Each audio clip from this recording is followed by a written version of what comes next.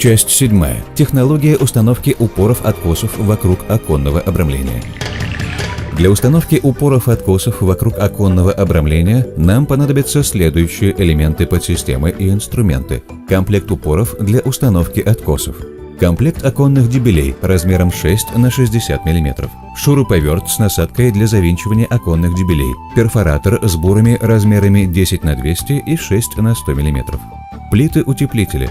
И комплект тарельчатых дебелей для монтажа плит утеплителя. Для установки утеплителя вокруг оконных проемов необходимо установить упоры откосов в точках, указанных в проекте. Вначале опоры откосов устанавливаются по плоскости фасада вдоль верхнего края оконного проема в соответствии с узлами установки, указанными в проекте, и на расстоянии друг от друга не менее 400 мм. Для этого в намеченных местах необходимо просверлить отверстия диаметром 6 и глубиной 70 мм, и затем закрепить упор откоса оконными дебелями. После проведения установки в верхней части оконного проема упоры откосов крепятся в боковых зонах с шагом не менее 600 мм.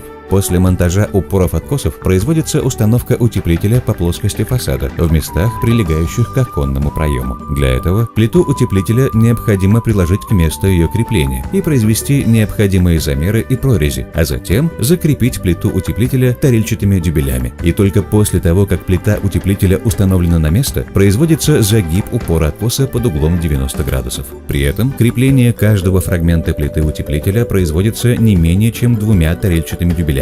После того, как произведено утепление, производятся замеры длины и ширины оконного обрамления с целью изготовления оконных откосов и отлива из листовой стали.